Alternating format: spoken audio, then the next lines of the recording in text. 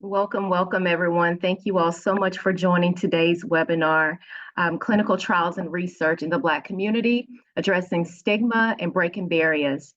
This webinar is presented by the Alzheimer's Association Black African American Work Group in partnership with the Links Incorporated. We're so glad that you've taken the time today to join us for this insightful webinar featuring an esteemed group of panelists that will provide information and resources for you to take back into your community.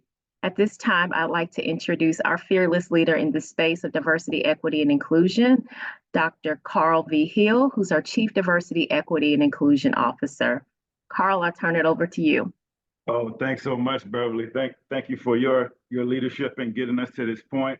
Certainly want to welcome everyone to this important discussion during Black History Month, which I think is timely. And this topic should be discussed every month, but certainly when we, really discuss the plight of the Black African American community and stigma and how it relates to the participation in research and clinical trials. And just by way of background, according to the Alzheimer's Association Facts and Figures report, Black African Americans are twice as likely to have dementia, and yet we are severely underrepresented in Alzheimer's and other dementia clinical trials, including those for the two new FDA-approved treatments in the United States, both which are monoclonal antibodies that reduce amyloid beta in the brain, thus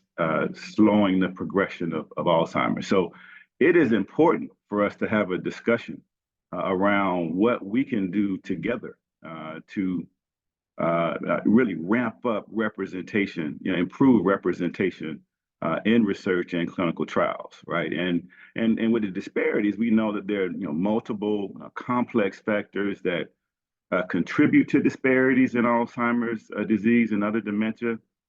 We know that researchers should explore environmental and sociocultural factors, how they influence the lives of Black African Americans to really address disparities in a more complex, fundamental way, right? And so recruiting Black African American populations to participate in all types of dementia science across the research continuum is critical, really important to eliminating and addressing disparities.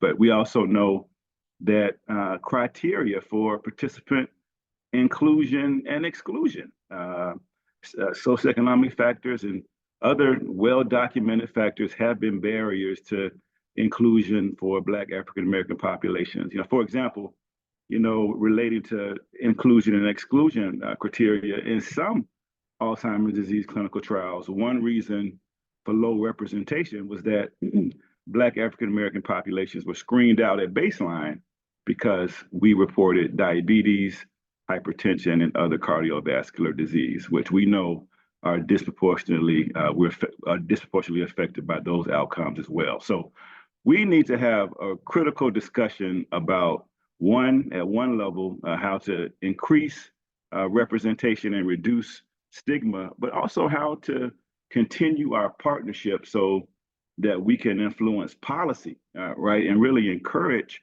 research that from the beginning really keeps Black African American populations in mind so that we can be included and we're not excluded because of some of this criteria. And that's why I'm just really encouraged, excited about the discussion at the Alzheimer's Association.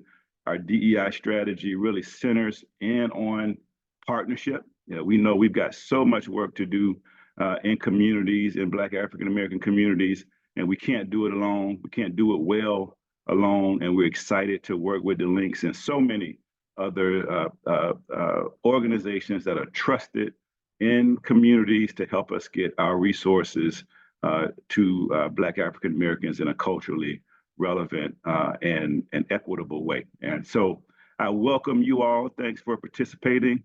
And equally, I welcome the discussion. I welcome a critical discussion and hope that we can have a couple of call to actions, things that we can agree on moving forward so that the discussion doesn't end here and that our partnership continues to develop, and we create more opportunities to work with other organizations to make our pursuit of health equity more powerful and certainly more effective. And so with that, I will hand it over to our moderator, Tia Delaney Stewart, who has just done a wonderful job in Los Angeles in the California Southland chapter, to be specific, and really moving some of the association's diversity, equity, and inclusion goals as the director, the DEI director of that chapter for the Alzheimer's Association. So really looking forward to the discussion. And Tia,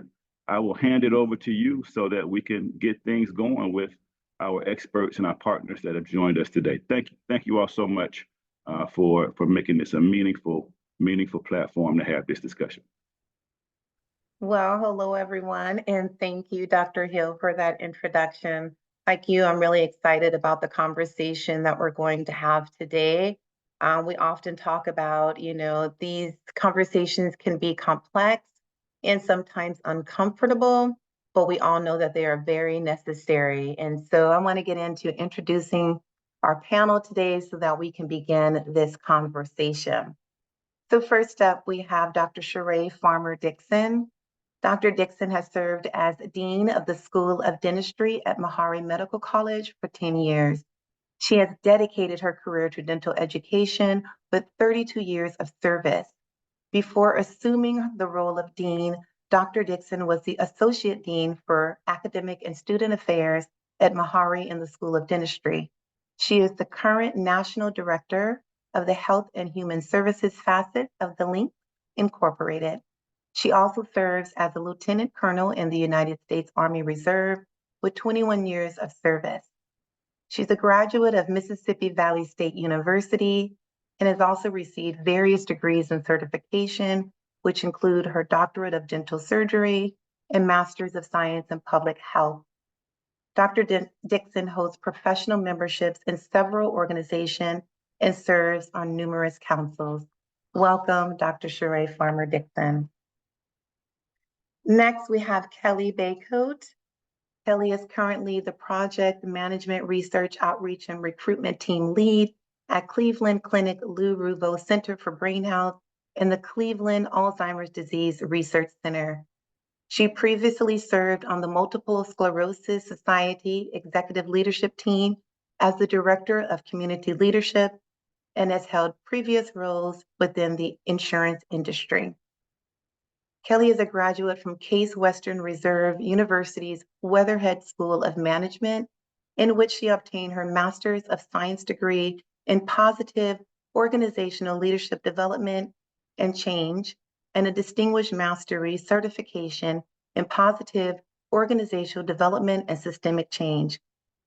She is a proud humanitarian, change agent, community connector and leader, and currently co-chairs the CADRC Minority Advisory Board, the Senior and Academic Ambassador Committees, and the Divine Nine Task Force. Welcome. Next, we have Mrs. Leslie Miller Frazier.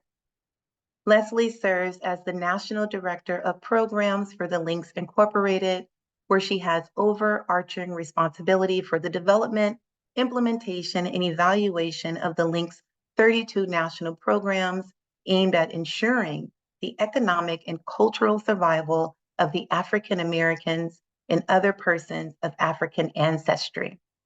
Leslie received bachelor's and master's degree in chemical engineering from the Massachusetts Institute of Technology and a Juris Doctor degree with honors from the UCLA School of Law. She retired in 2016 from her position as an environmental appeals judge and mediator at the U.S. Environmental Protection Agency, the first person of color in this role. Leslie has received numerous awards and honors, including a U.S. patent for a material she co-invented for spacecraft systems and the meritorious Presidential Rank Award, which is awarded each year by the President of the United States to a small group of senior federal government executives for exceptional performance. Welcome, Leslie. Next, we have Rhonda Smith, who is the Executive Director of the California Black Health Network, a nonprofit that works to advance health equity for Black Californians. Prior to this role, Rhonda was an independent consultant and led many successful health disparities initiatives for the BIPOC community, focused on developing and implementing community outreach, health promotion, and health behavior change strategies to close the gap in disparities.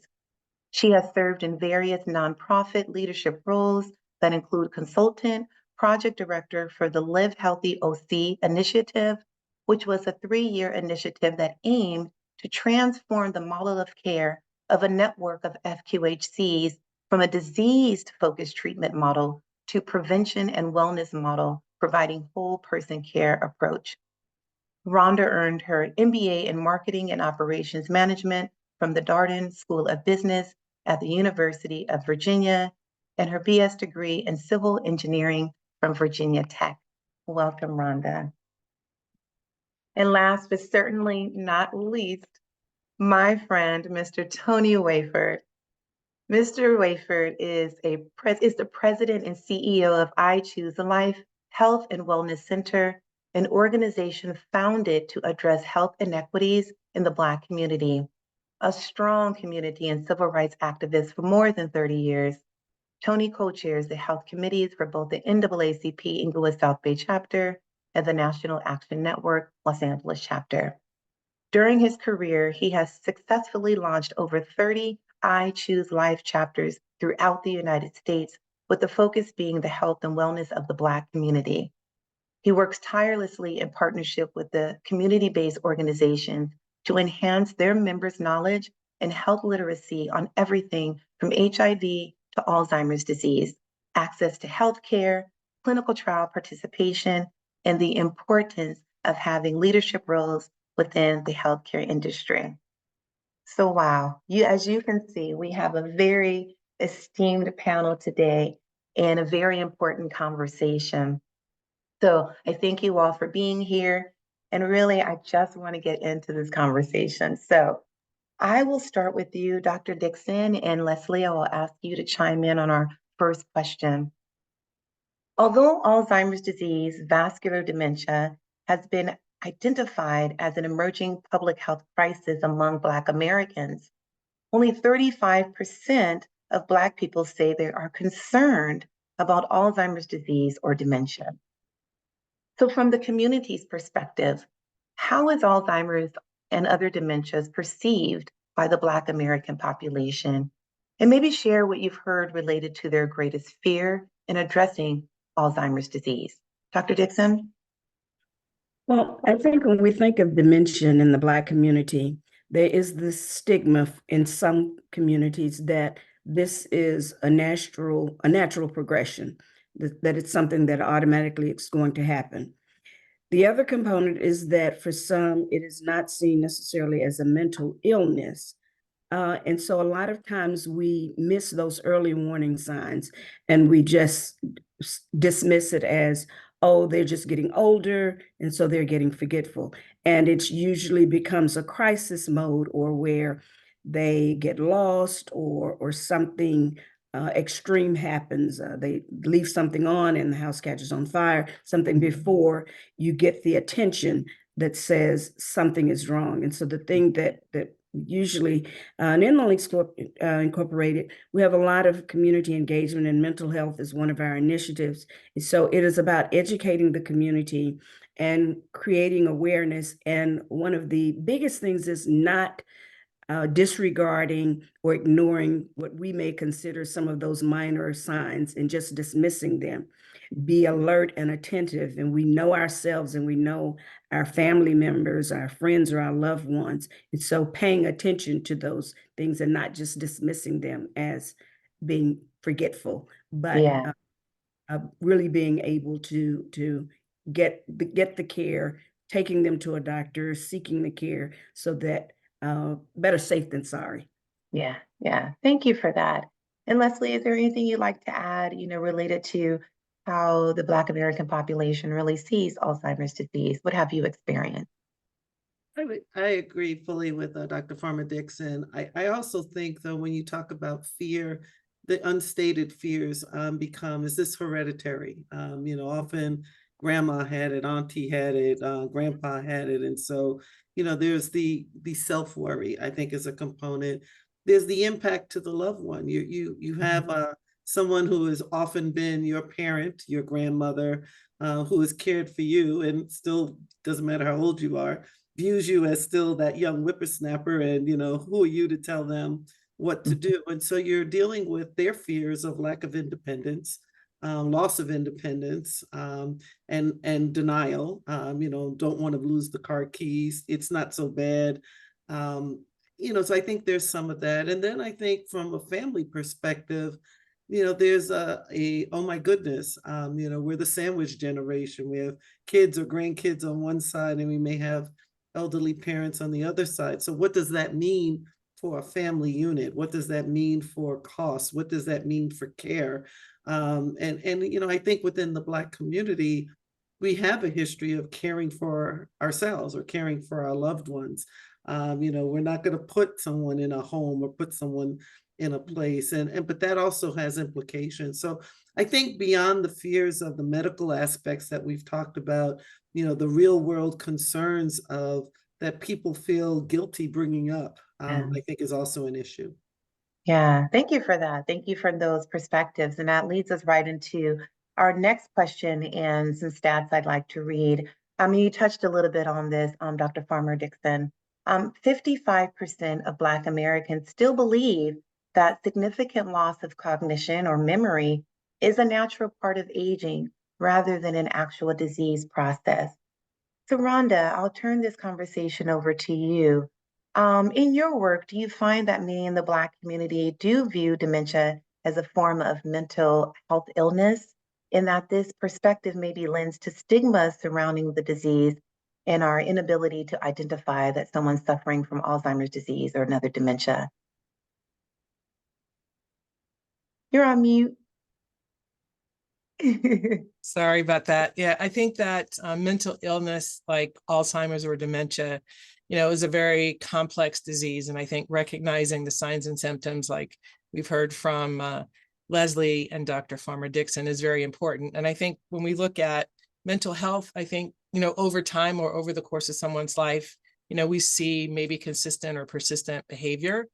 But as we are managing, like the sandwich generation, managing maybe an aging parent with health issues, paying attention to those changes, I think, is important. And I know sometimes we don't want to believe that things are happening to a loved one and our parent because we've relied on them so much for our lives for many, many things. But I think understanding what you're seeing and why you see that change in behavior is very important. And, overall, I think a lot of what we do kind of is very connected to this. It's just being more health literate and knowing and having more of a comprehensive understanding about what is behind what you see and making sure to be proactive. So if you do see those changes happen and things seem a bit unusual, that you go right to the doctor or a healthcare professional. Now, I know sometimes when that happens, we feel like we're not seen or heard or taken seriously, right, when those things happen. So being an advocate, which I know you know a lot about, is very, very important. And so, yeah, being proactive, being an advocate, making sure that you're well informed and very knowledgeable about the situation that you're dealing with. The internet can be very helpful in most cases, sometimes not, but making sure that you go to a credible site to get, information and learn more about what you think may be happening, so that when you do go see a healthcare professional, you're prepared with not only the knowledge and information, but also maybe a specific set of questions to ask. And, sometimes not always taking no for an answer, right? Yeah. It's part of your advocacy. So. Yeah, thank you for that. Tony, with all the work that you do across the nation in the Black community, are there things that you see that lead to the stigma surrounding Alzheimer's disease and other dementia in the communities that you are in? Sure. I think first, let me say I appreciate everything that's been said. It's been really on point. I think you think about it, it's scary to know what you don't know. And it's even more frightening when you know that what you don't. And I think what sometimes we get just freaked out in terms of I remember my mom used to say, the one thing I don't want is Tony is get that old folks disease. Because it was frightening to her. That's what she defined dementia and Alzheimer's, that old folk disease. And she was all, and sometimes she would forget normal things. She was like 82 when she made transition. But it was frightening for her. It was frightening for her that thought that she would be a burden to us. And it was and I think it sometimes paralyzes us in terms of actually seeking out information and because it's such a frightening thing sometimes for us that we get paralyzed. And I think that it's so important. That's why I applaud this particular conversation because it's one of the hard conversations that we normally don't have. Because as we were saying earlier, one of the things that we try to do is always, well, one of the things that we figure is the worst thing you can do is put mom or grandma into a home. Well, at some point, the reality of it is you're not trained to do or to provide the services that they need. And you have to celebrate the fact that there are options available to you. And there's only through these conversations and sharing with each other that we can broaden our perspective in terms of the challenges that we face in dealing with Alzheimer's. Yeah, thank you both for those perspectives because that is true. The stigmas are surrounding a lot of times lack of knowledge, and conversations like this really empower our community and those who need that support in making those hard decisions. So I'm going to turn this over to you, Kelly, and talk about some other statistics that are alarming. 80, 80, I want to say that again, 80% of Black Americans state that barriers continue to exist that prevent them from receiving quality care and support for Alzheimer's disease and other dementias. And at least 50% of Black Americans say that they have experienced discrimination when seeking care for a person living with dementia. So we know within all populations, there exists a need for tailored awareness, support, and resources that address the unique cultural, social, and historical factors influencing the healthcare access and outcomes for particular populations, especially true in the Black community, right? So based on your experience, what are some effective methods to address the unique challenges Black Americans face in accessing and receiving dementia care? So I'll start with you, Kelly, and then turn it over to you, Dr. Farmer Dixon. Thank you. As I'm out in the community, I often think about a quote that was stated by Martin Luther King. It resonates with me every day. And he said that all forms of discrimination and inequities, injustice in health is most shocking and inhuman. So as I'm out in the community, I often think about that. And my initiative in this work, this outreach work, is to address all of these barriers and be an advocate for our community. And by engaging stakeholders and co-creating and co-designing interventions to help the community become more aware and more receptive of the services and the resources that we have to offer. One thing that I went through, speaking from experience with my mother who had vascular dementia, is systemic inequities. And so we had the issue of physicians doubting her symptoms. We came in and they felt, the need to tell us that she was depressed. Went through 5 to 6 years of every diagnosis except for truly what it was. That threw us behind. She could have literally have had some kind of medication to slow it down, maybe even participated in research. So, my suggestion or what I am doing is just trying to raise awareness in the community for families to be advocates, ask the questions, as Rhonda stated before, making sure that you're truly aware of the illness and just pretty much, I would say, learning, going out, educating yourself, so that by the time you're of age, your children will be able to take care of you and they'll know the questions to ask. Yeah, that's important.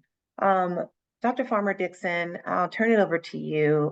Some effective methods to address some of the unique challenges Black Americans face in accessing and receiving dementia care. Anything you'd like to share? I think that knowledge is power. And so being able to educate helps to empower and it helps to provide information. And it's not just about educating them on signs and symptoms and things to look for as it relates to dementia, but also being able to inform them about, so you think that you or a family member or someone that you know has it, what do I do? And so letting them know what the resources are. Doing memory tests, being referred to a doctor, going to your physician and having your primary care physician refer you. And so it's important that when we, at No Links Incorporated, we've had webinars that talks about dementia and Alzheimer's and mental health. But a part of that is educating the community so that they know what it is. They know that this is an illness, but going beyond that and saying, okay, well, because the question is, okay, well, what am I supposed to do? And so being able to give them some of those resources and educating them. It goes back to the foundational of meeting people where they are. And so while we do webinars, but not everyone is computer savvy and can get on a webinar. That's And so right. there is power in partnerships. And so partnering with the churches in the Black community that are strong, trusted entities in the community, other organizations, so that you're having health fairs, you're participating and you're showing up. And regardless if it's a health fair that's talking about cardiovascular disease, being there to talk about dementia and mental health, or if it's an oral health event, still talking about that. So seeking every opportunity to really be able to educate our community and make them aware of this disease and the impact that it has, and that there are options and opportunities to help one another. Yeah, yeah. And I love that because what you're saying is any opportunity you have to engage, we should be educating, whether it's a webinar, whether it's in person, boots on the ground, and we're talking about those comorbidities, which we'll talk about in a minute, but that's also another opportunity to talk about how they affect us cognitively and affect our cognitive health. So thank you for that. Now I'm going to get into a question that, holds a lot of weight, and we mention this word often, or this sentence, building trust. So building trust to me is a coined phrase. And I think on the flip side of that coin is always asking ourselves individually and as organizations if we are trustworthy, right? So we talk about the history of mistrust in the Black community related to not just clinical trials and research, but the healthcare industry as a whole. And we know about things like the US government syphilis experiment in Tuskegee, the Henrietta Lacks story, but the current crisis that we experience surrounding mistreatment when we dealt with COVID-19 and maternal mortality crisis within the Black community that still exists today. So I bring those things up because often people say, oh, those things are in the past, but we see the mistrust and the abuse and the inequities today in a lot of these other areas. So when we talk about building trust, why don't we share a little bit about what that means to you? And what are some effective steps in this process, or maybe something you've seen that's really ineffective in this process? So I'll start with you, Tony. I think I love it. Like I said, I just got back from the South and I was talking about clinical trial. And the first thing I did is I offered them to challenge me. Because again, we have to challenge each other ethically. Don't call each other names and talk about your weight, how you funny your ears look and all that. But we have to challenge each other. And it's hard, and it's not going to just go away. It's beyond just Tuskegee. Yes, because you think about it, if you're honest with yourself, I would argue what we don't have and what we should have is honest conversation. Talk to each other like adults, not like children. Because you coming to me and you telling me I should do this and I should participate in this trial or whatever it is, and then I just got stopped by a white policeman. Now I'm supposed to trust the white guy in the doctor's coat. That has nothing to do with medicine, but it also has to do with trust because we're talking about culture. And until we address these things from a cultural perspective, even a lot of us as Black people, we don't talk from a cultural perspective. You know what I mean? And to understand each other and to break down those walls of distrust, it's just me. I would argue that we need to do it all from a cultural perspective. If I'm trying to understand myself, I go to Africa. I don't look for myself in Sweden because I know I'm not going to find what I'm looking for. But I think that those are the hard conversations that we don't have and challenge each other ethically in terms of what's going on and how we approach these conversations. That's what's key to me. And until we Yeah. start talking honest to each other like adults and not children, it's always going to be a problem. Yeah. Rhonda, anything you'd like to share? Yes, thank you. So from a standpoint of building trust, I think there's a few things that are important. I mean, yes, I think owning what has happened and all the medical atrocities that have happened through medical research over, the past few decades is an important first step. But I think also educating our community that, okay, there are protections in place and guidelines and protocols in place so that those things don't happen anymore, like the Tuskegee experiment or the Henrietta Lacks story. But I think also making sure that when that information is delivered and even when it comes to recruitment for clinical trials, that does come from a trusted source and someone who may be in the community, like a community health worker, maybe being part of that process to educate and do recruitment. And because they're the ones really that have the relationship and are that trusted resource. But for us overall, in terms of really working to close the gap in disparities, we have to go upstream as well as address issues downstream. We know upstream participation in clinical trials in the drug development process is very important to make sure that when drugs are in market, they are as efficacious as possible for all types of individuals, race and ethnic groups. Downstream, we know that sometimes enrolling in a clinical trial can be a life-saving alternative when there are no other options available, especially when we're talking about an advanced cancer diagnosis. So, it's important to think about clinical trials from, upstream to downstream and everything in between, but also important to know that, there are ways to build that trust and being consistent in the community and not having organizations that want information from our communities only go and be there when they want that information and then they go, they take and leave. So having that consistent relationship is also important in building trust. Yeah, and that's so true. And I thank you for that. And I know you had the opportunity to sit down and have a conversation with a member from the Henrietta Lacks family. So thank you for sharing that perspective with us. Anyone else on the panel want to share any thoughts on, what building trust may mean to them and some effective steps in this process before we move on?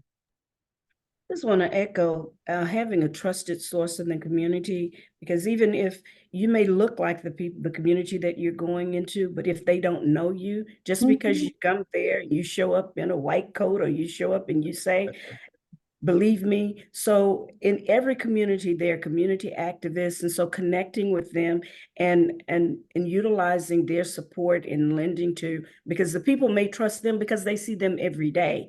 And so it's not important as who gets the credit, but what is important is that we reach the outcome. And so when you take yourself out of it, what is our goal and what is the expectation? And so who are the people that can deliver the message to get the outcome that we want? And a lot of times that may not be the doctor, or that may not be the research scientist. That may be that ground roots person that is there every day that has built up a level of trust and rapport with the community.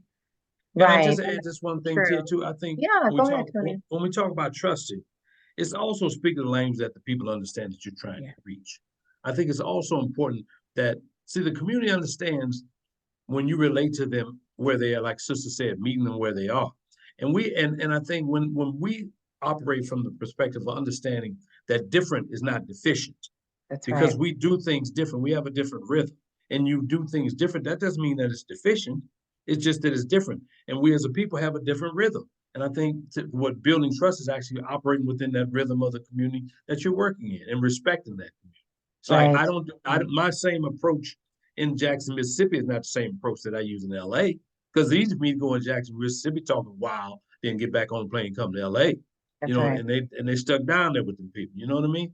So it's just being honest and understanding, like Sister said, if you're not, because everybody your color ain't necessarily your kind. And it's important that you understand and respect the rhythm of the culture of where you are at that point in time. That's how Right. you begin to build trust. Right, right. And I love the comment you made, Dr. Farmer Dixon, about being in the community. You know, often in this role, we think this is a 9 to 5 type of thing, Monday through Friday. But often I find myself at things on Sundays, late nights from 6 to 8 p.m. on a weeknight, you know, doing events on a Saturday, because that's how, you know, you can build the trust. They see you, they recognize you. It's not just because I'm a Black person in the Black community, but because they know they see you, I value them, right? It's a mutual conversation, a mutual benefit from me sharing with them and them sharing with us. And so thank you for saying that. I really appreciate all the comments surrounding building trust. I would Now just we're going to get I'm into, sorry, I know you want to move on. oh You know, yes, go ahead, Leslie. the one other piece I would add is focus on the caregivers. Mhm. You know, a lot of times we're focusing on the person with the disease, which is right. But sometimes focusing on the caregivers and giving them the tools that they need to have those conversations with their loved ones. So a caregiver who is you know, starving for information on how to help their loved one might be a lot more receptive to receiving that information from any and everyone and being able to then sift through it and dissect it and decide what's appropriate to them. And then they're the translator, in essence, of going back to their loved person. And so, you know, I think sometimes we think about, you know, just going to the patient, which is a primary and rightfully so, but it's often the caregiver who I think can be that trust communicator.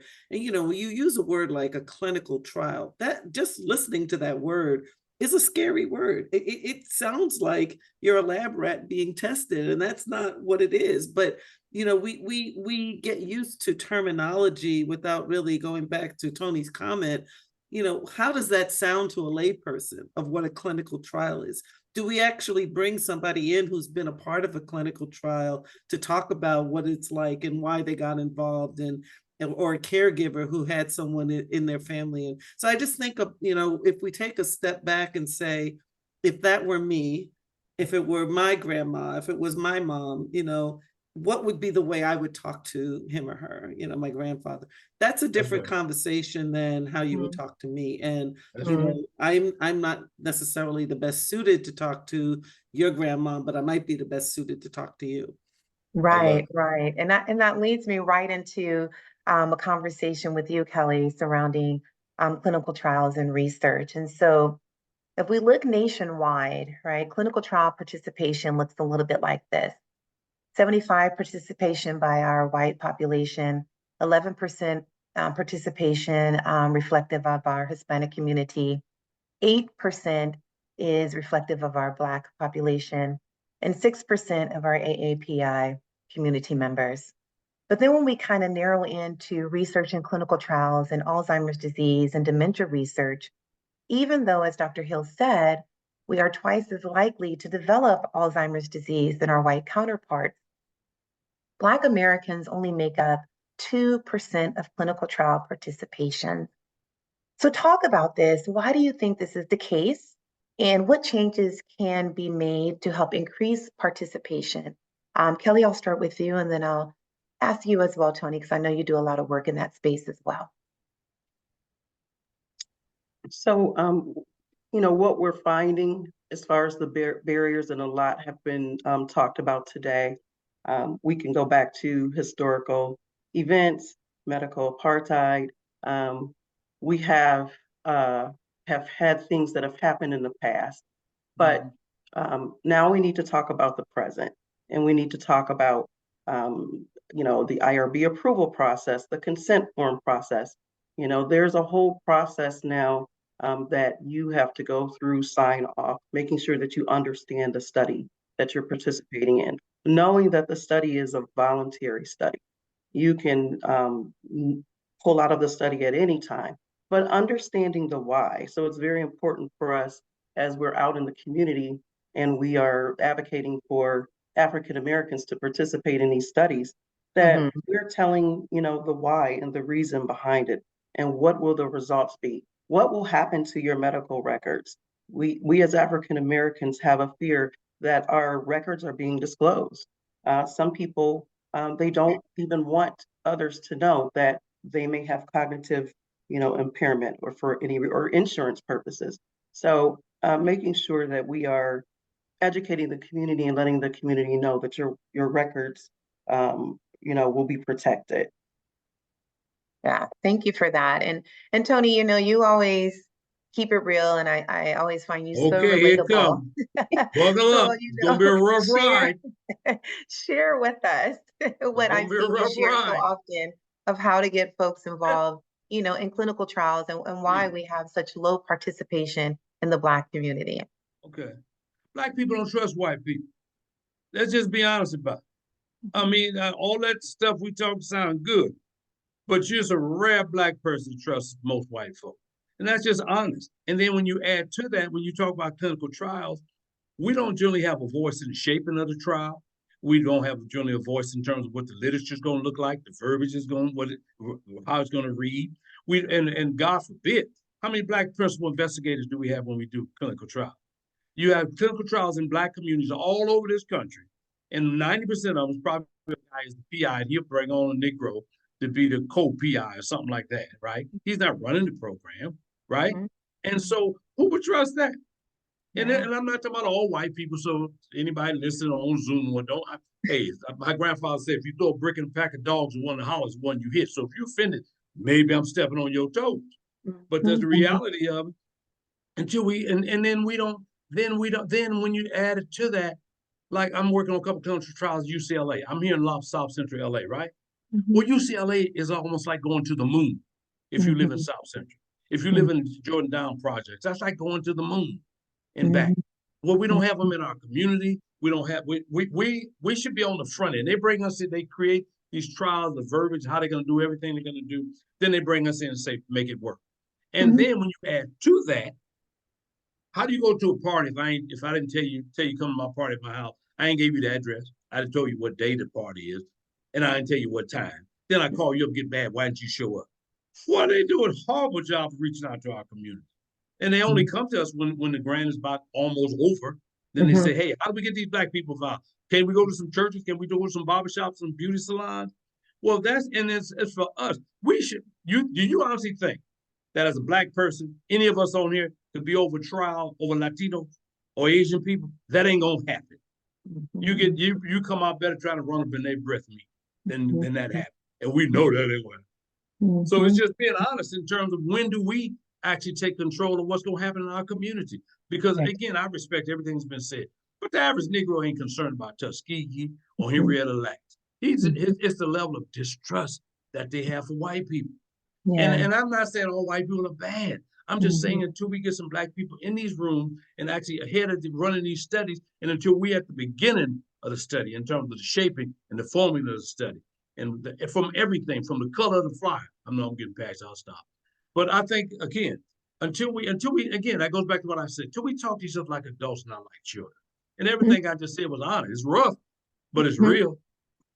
And I appreciate that because it's really important to have representation. And it's really difficult when you see pharmaceutical companies and primarily white-led organizations talking about clinical trials and research, but there's no representation. So I know, we all know that we have to do better in that area, and we all appreciate your honesty when talking And let me about add just one other thing. And challenging it's also topics. hard if you have to operate from evidence-based, right? Evidence predicated on whose reality, whose life. You know what I mean? And I think that puts us at a disadvantage. And again, though, until we change that narrative, we're always going to be behind the curve, and we're always going to charge the victim with the crime. We're the victim. We're not the crime. Yeah. I love that. And that is so true. And thank you for sharing that, both you and Kelly, regarding the disparities in participation in clinical trials and research in our community.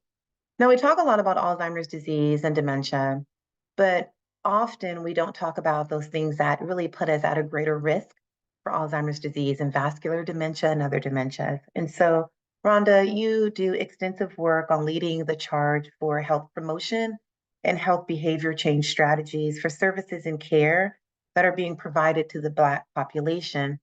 But we know that 50% of Black people have high blood pressure, 12.1% have type 2 diabetes, And 44% of Black men have high cholesterol compared to 29% of white men. And so when it comes to those conversations, because I'm all about preventative care, right? Minimizing our risk. So talking about diet, exercise, sleep, and managing contributing illnesses such as high blood pressure and diabetes, what healthy living messages resonate well for Black Americans to encourage positive change, Rhonda? Well, yeah, to your point, we know that health conditions like heart disease and diabetes are known risk factors. But when you look at chronic diseases, right, most of those are preventable. Most of those stem from nutrition, physical activity, and lifestyle. And so in theory, those are things that we can control, but we know there are some communities where when we talk about nutrition, access to fresh, healthy foods are not necessarily easily accessible or an option for folks. And so that kind of causes a whole other that we could talk about that, in a whole webinar. But I want to touch on something that Dr. Hill said in the beginning. It's about environmental exposure and things that, we don't often think about that can cause health risk or issues. And so, as you know, we've been working on this non-toxic Black Beauty project to really focus on educating the community about the harmful risk and health conditions that are linked to toxic chemicals in hair care and personal care products that are specifically marketed to Black women and girls. And we've seen some research lately that, things like perms and permanent hair dyes and even synthetic hair like that we use for braids and weave can be linked to the development of Alzheimer's and dementia, and mainly because they cause cellular damage in the brain. So I want to make sure that when we talk about lifestyle and choices that we make, that we're making healthy choices all the way around and really are aware of things that we may assume are safe to use because they're on a shelf, but those type of products are not necessarily regulated by the FDA and don't go through stringent testing like drugs, in the drug development process. So being aware of reading the label, right? Making better choices. There are more organic products out there that serve the same purpose, or going natural, like me. But I want to say, because that's exposure to environmental toxins is not a conversation that is widespread. It's starting to happen more, but I think also an important part of why we're seeing certain diseases or health conditions in individuals. And we know that, exposure to those toxic chemicals can lead to uterine fibroids. So, we're trying to understand if that's why we see that more prevalent in Black women compared to all other women. But just wanted to raise that up as part of understanding what may be contributing factors to what we're seeing, especially because we know more Black women have the highest rate of dementia, right? So just wanted to raise that up a little bit. Yeah. And what I'm hearing from you is thinking of just about, relatable conversations, right? Not going in with, big words and dietary plans and all these things we bring in, but really sitting down and having conversations surrounding contributing factors in ways that people can understand and relate to in their community. And now we want to get to, go ahead. Sorry, just going to say this real quick. We know the role that social determinants of health play in, health and health outcomes. And unfortunately, we know oftentimes the zip code that someone lives in is also a predictor of not only their quality of life, but also their length of life, which is very unfortunate. So. Right. I think we were talking the other day and someone mentioned sometimes it's not your DNA, it's your ZNA, your zip code. So I love that.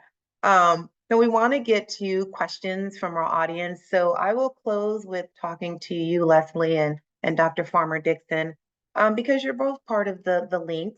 And I know the focus includes education and support for ensuring the cultural survival of the Black American family, right? And so what are some things you say to members who come to you who are concerned about cognitive changes in themselves or a loved one? What do you share with them? How do you guide them?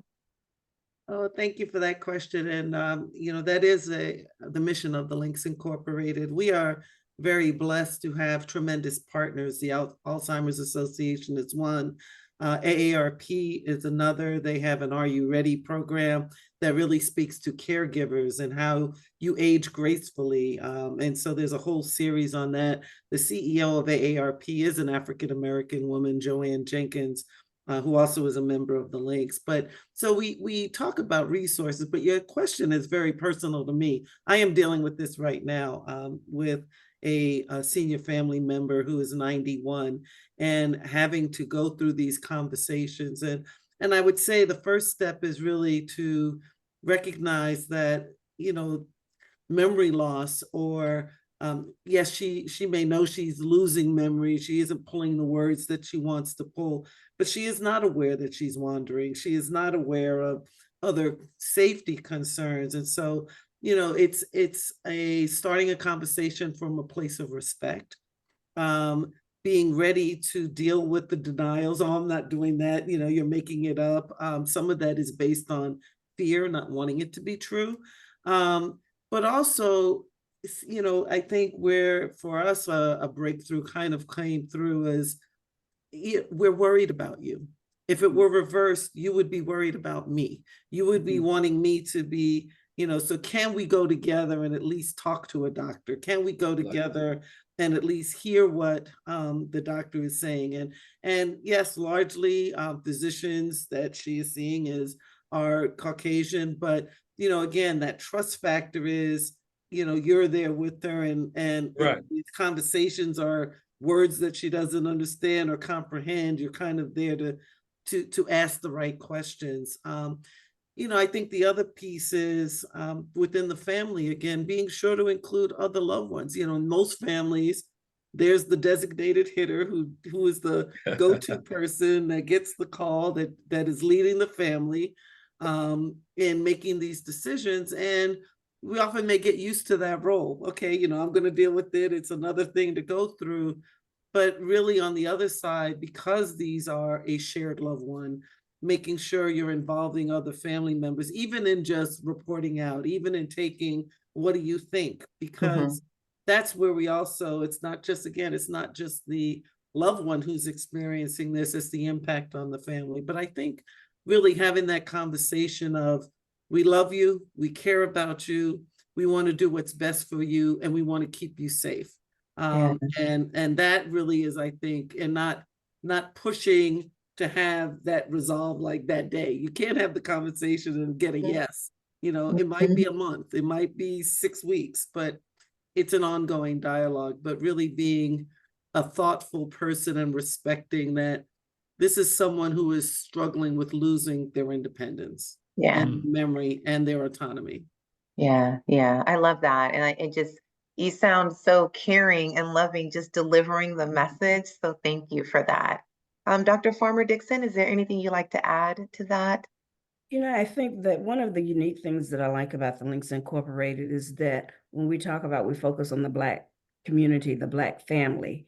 There've been several mentions about we need to have more research scientists, we need to have more people of color in clinical trials. And so while we focus on mental health and dementia and work with Alzheimer's Association and educating the community, but it's also working with our youth, and one of our facets, services to youth, having programs that introduces them to STEM careers and reinforces the sciences, so that we are looking at what does our community look like now? What do we need? We need more people that look like us, that are in research science, that are in healthcare, that are in all aspects. And so providing that information as well, so that we are increasing that pipeline, and by educating and creating opportunities for them to be exposed to things that they otherwise may not be exposed to. They see basketball and sports and entertainers every day, but being able to see a Black woman or a Black man who is a research scientist, who is a physician, who is a dentist, who is an attorney, who is a judge, to be able to see those people that look like them. So it's helping to close the loop or close the circle, so that we're creating a pipeline that hopefully will increase the number of people that are going into those areas, so that we do see more of us that are actually a part of developing those clinical trials. Yeah. Thank you for that. And we have a Uh, lot of questions. I don't think we'll be able to get to all of them, but I know we have Yarissa and Beverly helping out with giving you all some resources related to some of your questions. But I think this one is really important because based on the conversation we're having today, it says, how might one find out about clinical trials? And I'll start with you, Kelly. Are they widely advertised? Many of us only hear of the results, but never the opportunity to participate. And so Kelly or Yarissa or Beverly can put in the chat information about how to access clinical trials surrounding Alzheimer's disease and other dementia. But Kelly, is there anything you'd like to share or anyone else on the panel about how to find out about clinical trials? I think it's really important. As I just said earlier, I did 9 cities in the South in the Mhm. last 2 weeks. I send out e-blasts all the time and I have conversation. But I think also what's important, in the words of the late great Barry White, you got to practice what you preach. I went to a Alzheimer's event that you invited me to, Tia, and I became a part of the study. It's easy to talk from the sideline, but at some point you got to get in the game. And again, I'm 67 years old, so I got more behind me than in front of me. What better gift could I give to my community, to my children, to my grandchildren, and future generations than for me to be involved in a study that could actually make life better for future generations? It's easy. Again, I think it's incumbent upon us because again, that goes back to the trust. The only reason I got in that Alzheimer's study because you were there. You told me, Tia, you said, hey, Tony, come check this. I didn't even know what the hell I was going to be perfectly honest with you. I knew it had something to do with Alzheimer's, but I know they were signing people up. And I got there and I trusted. The sister did the presentation, was beautiful. She didn't hide any reality or any truth. She was open to be challenged ethically. We did that. It was in a safe space in the community where we had an opportunity to talk like we talk. You know what I mean? And from that, I'm like, hey, sign me up. And again, it's easy for me to talk about it, but when I go into my community, I say, look, I'm in this show. But Mhm. then that's how we actually win people over. Yeah, When we actually because there's all of us can do something that's and right. other than just talk. And That's again, I would encourage us that are on these that are on this Zoom and all y'all watching and texting and all this other stuff. You get involved in something. You know, Mhm. because at the end of the day, practice is what proves makes possible everything. We can talk Mhm. till Jesus come back, but when you gonna get in the game? And I would challenge us for us to get into the game. Yeah, yeah, I love that. I love that call to action. And Kelly, so are there some easier ways or ways to make our community aware of some of these clinical trials that Tony is talking about? How can we get folks involved? So absolutely, media outreach is huge amongst all ages. So advertising on the media, we have newsletters that's advertising our studies. We're out in the community doing health fair events. We have resource tables. We're in the churches.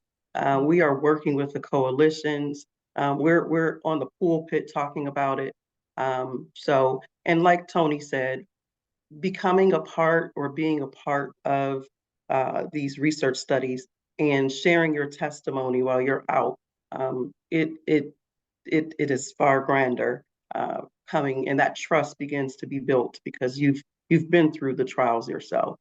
Right, right. So again, I know they're going to put information in the chat relating to assessing clinical trials and research surrounding Alzheimer's disease and dementia. And just to know that they're not always about taking a medication or being involved in a treatment. Sometimes it's just a clinical trial about how you live, the uniqueness of you or the community in which you reside. These are questions they need to know, surveys they have, just again, but that's research that's being done to improve not only the medications and interventions, but maybe just resources and funding that are available for those in the community dealing with Alzheimer's disease and dementia. Now, in honor of time, I'm going to have to start wrapping things up, but I want to thank everyone here on our panel for being part of this conversation. So I thank you to our esteemed panel for volunteering your time and expertise today. I want to thank Dr. Farmer Dixon, Leslie Frazier, and Kelly Baycoat, who represent our national partnership with the Links Incorporated, Rhonda Smith, who represents one of our local partnerships with the California Black Health Network, Tony Wayford, who represents one of our local California Southland partnerships, with the I Choose Life Foundation. I want to give a special thanks to all of the members of our ALS Association Black African American Affinity Work Group who put in their time and effort in ensuring the success of today's event and having faith in me to be the moderator for today's event as well. And to Dr. Carl Hill and Beverly Berry for their unwavering support as we continue to have these complex, challenging, and often uncomfortable, but necessary conversations surrounding how we can better serve our Black community. So in closing, it's evident that addressing stigmas and barriers surrounding Alzheimer's disease and dementia clinical trials and research within the Black community is not just a matter of scientific advancement, but also a moral imperative. And we know that our collective efforts to understand and dismantle these barriers of mistrust are crucial in ensuring equitable access to treatments, interventions, and resources for all populations.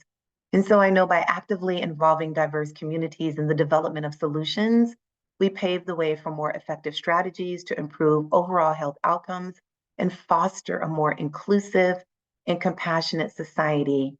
So as a call of action, let us all commit to continuing this important work with empathy, dedication, and a steadfast determination to leave no one behind in our pursuit of a brighter, healthier future for all. So again, thank you all for being part of this conversation. Dr. Hill, would you like to make any closing statement? No, just thank you, Tia, for excellent moderator skills here, and to the panelists, and like you said, to the Black African American Community Impact Work Group with the Alzheimer's Association. That's staff who have another job, and they come together to make sure that we're shining a light on these important issues. So thank you to that work group. And Tia, thank you so much for your leadership, Beverly, as well. Thank you. Thank you. Thank you so much. Thank you, everyone.